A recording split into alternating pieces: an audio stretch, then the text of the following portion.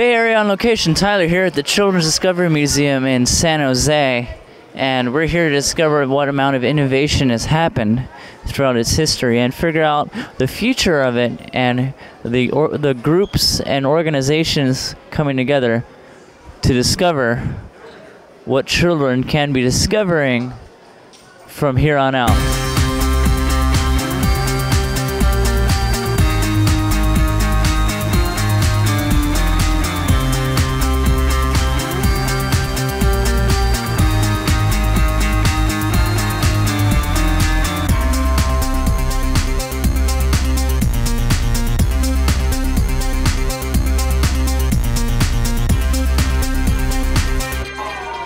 Bay Area on location. I'm here with Autumn Young.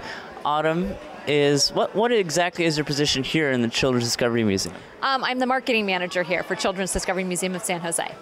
Excellent. And also today you're doing other things, including that, which is? I am the floor manager today, which means I'm in charge of first aids and anything that might go awry at the museum here, which rarely happens, but just in case. She's a busy girl. Thank you for taking her time out for us. So the Children's Discovery Museum has been here in San Jose for a while, and I guess my question is it unique to San Jose? Is it the only one of its kind here, or are there other ones, and how long has it been here? So Children's Discovery Museum celebrated our 20th anniversary last year. So in 1990 we opened our doors. It is a unique museum here in San Jose. We're a 50,000 square foot museum, so we're one of the largest in the country. But since we opened our doors about 20 years ago, the idea of children's discovery museums children's museums have really grown. It wasn't really understood what interactive learning and what a children's museum could bring to families and supporting education for children. And now, as our education system learns to understand more about interactive learning and how it can really set the foundation for education for a child, they're blooming all over the country. But we're still one of the best and brightest, and probably the only one in a big purple building. Very nice. So are we one of the first, or like the first? We're not the first. There's a museum that's about 100 years old back east, but we were certainly in the first wave, and certainly have set the tone for a lot of museums since then. We are known as a leader in children's museums, both for what we do. We design, develop, and build exhibits here on site, which is fairly unique, as well as maintaining them. We also have a really strong educational presence, so we do a lot of work in research about children and interactivity. We partner with UC Santa Cruz and their Department of Psychology for about 15 years now, trying to understand how to best get education concepts to children. Wow, oh, that's deep. Yeah. So, when a child comes here, what is the experience like for a child who comes to the Children's Discovery Museum, and what do they usually seek out, and what is their overall experience by the end of the day? Well, I think one of the prefaces to a visit generally is the children see the inflatable that's on our roof. So you may know that Discovery Duck, which is a large 15-foot duck, usually sits on our roof. Right now we have Lupe, which is our Colombian mammoth, while Discovery Duck goes on a dig. So before the child even gets here, they have a perception that this is a place that's fun and unique. And as soon as they walk in the door, they see a real fire engine that was actually on the streets. So there's a lot of excitement. It is not uncommon for you to see a child come in the door, their parents are doing what they need to do to get admission managed, and the child is ready to roll. They know exactly what they want to uncover here. And as they enter those city streets where that fire engine is, they then encounter an old stagecoach or a real ambulance, and they get to interact with these vehicles. And then the world of exploration and discovery opens up to them as they discover bubbles and the secrets of circles, and our amazing waterways exhibit, which I always recommend parents go to at the end of their visit, or bring dry clothes. Very nice, very nice. So the kids usually go home wet and happy. As long as they go home happy. Well, I should take that back. Often we'll see a crying child leave, and we call that a satisfied customer because they don't want to leave. Oh, that's a good point. That's a good point. So you mentioned there's interaction. That's something that differs from the normal museum where it's very don't touch. Right. So there's interaction, but I mean, aside from interaction, what else is different about a normal museum that is the Children's Discovery Museum?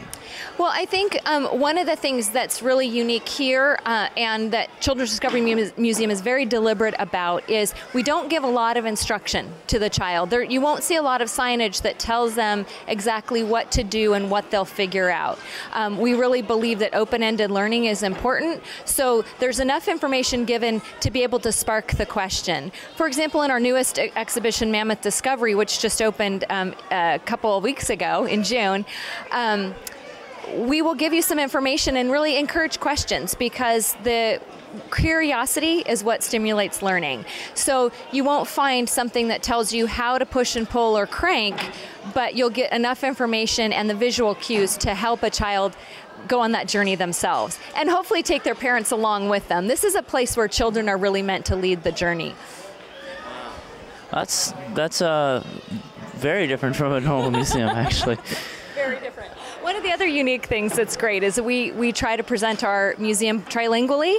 So as we've developed our initiatives over the years, all of our signage in Mammoth Discovery and several other of our exhibitions are in Spanish, English, and Vietnamese. So we make sure that all of our communities, regardless of their primary language, can really understand how to explore and discover. Well, excellent, excellent. Okay, and you also mentioned Children's Discovery Museum has been around for 20 years. 20 years. But I do notice the museum has been changing over time.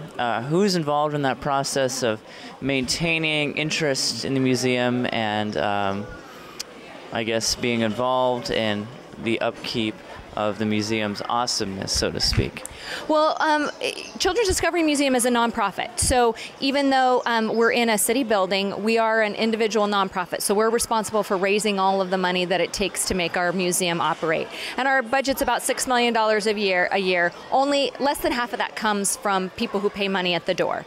So we have a really strong team that makes sure that we're financially viable and can move forward and making sure that we keep the doors open. So that's kind of the first and foremost goal. So our development team and marketing, which makes sure that people know that we're here, is certainly a big part of that. We also have, as I mentioned, we design, develop, and build exhibits here on site. So we have an incredible exhibits team that not only creates the vision, but also brings it to life and makes sure it stays running. So we have an incredible facilities team as well. And then we have an education and programs team, which makes sure that the educational values and foundations behind all of our exhibit components are true to what we want the children to experience. And so we develop strong curriculum. For example, Mammoth Discovery has meets all the California state standards for different concepts for children. So when a school comes to visit here at the museum, they can understand that what they're doing here also contributes to their formalized education. So it really takes those teams and then our cadre of amazing floor staff who bring it all to life and help visitors have the best experience possible. We rely on our donors heavily to make sure that we keep moving forward.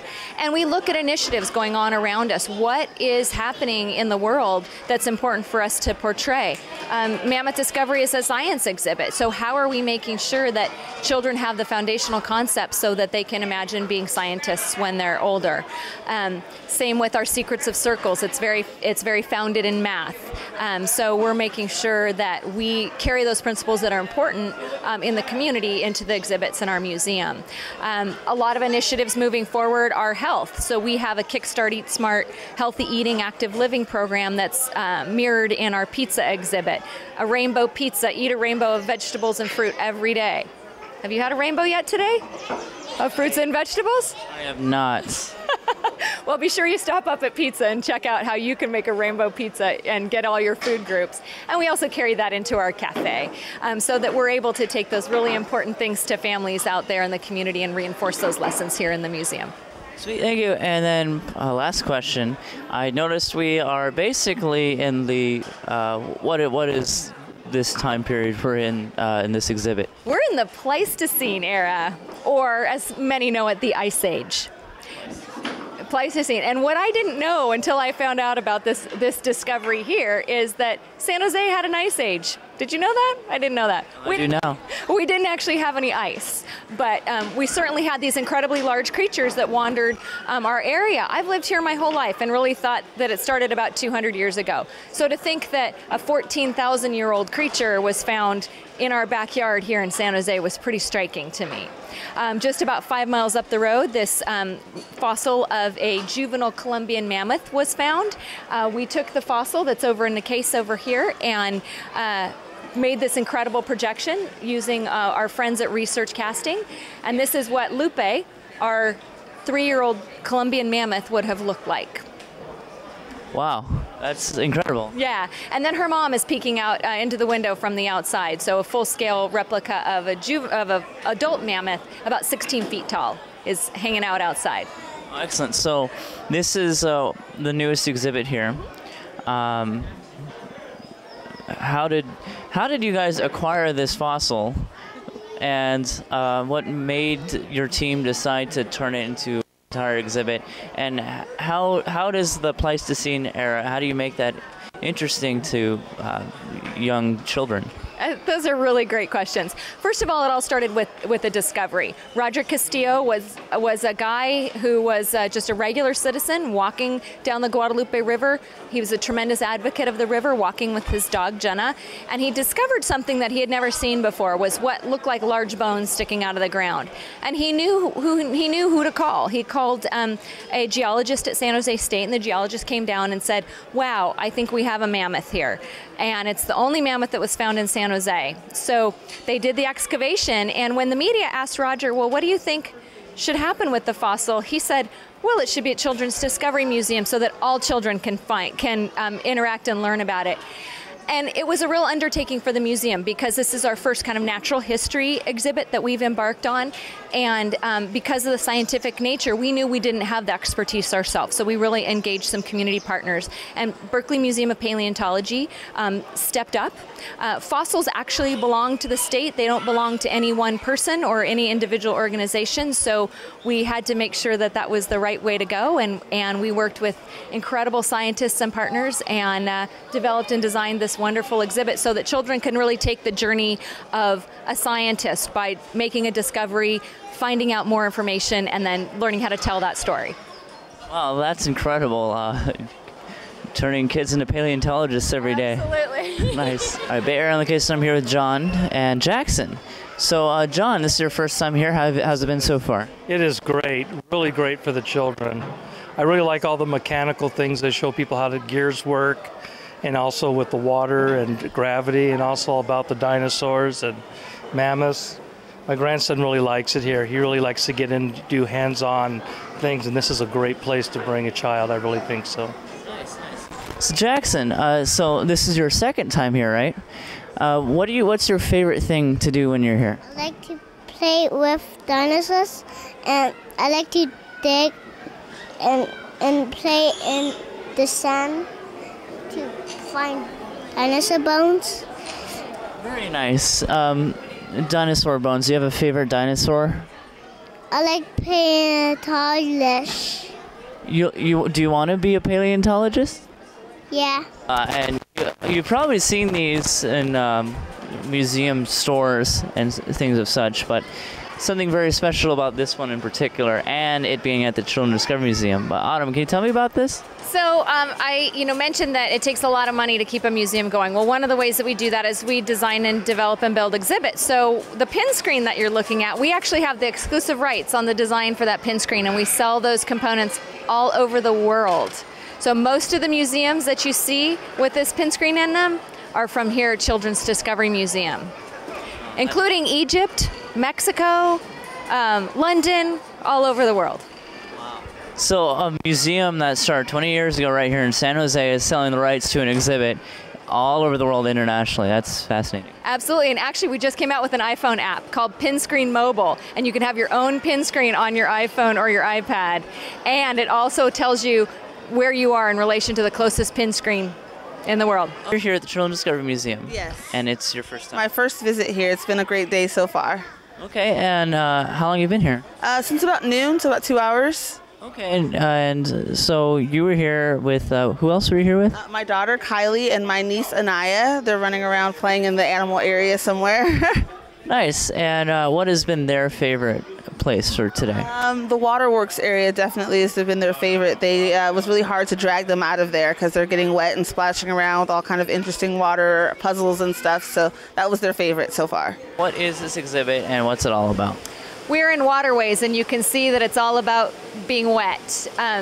And one of the things that's crucial to a museum like Children's Discovery Museum is partnerships. And so when we go out to develop an exhibit, we look to partners. And when we knew we were going to work on a water exhibit with 300,000 visitors a year, 600,000 hands going into it, we knew we needed a really clean water system. So we asked our partners at San Jose Water Company to help us out. And they were actually able to develop a ozonation process specifically for use here that they thought was so great that they then took it out into public use. But they designed and developed it here at Children's Discovery Museum and still continue to help us maintain it. That's excellent, and it was a process that was created and refined here. Where else has this process gone in the world? Well, it's gone into San Jose Water Company's public use. So wherever San Jose Water Company flows and uses ozonation, they are able to take this process out there with them as well. The Bay Area on location, that was Children's Discovery Museum right here in downtown San Jose.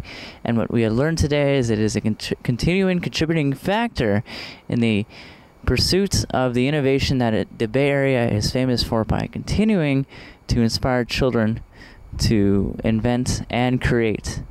And doing that by hands-off, yet hands-on way of teaching. And that was Bay Area on Location. I'm Tyler Wiest.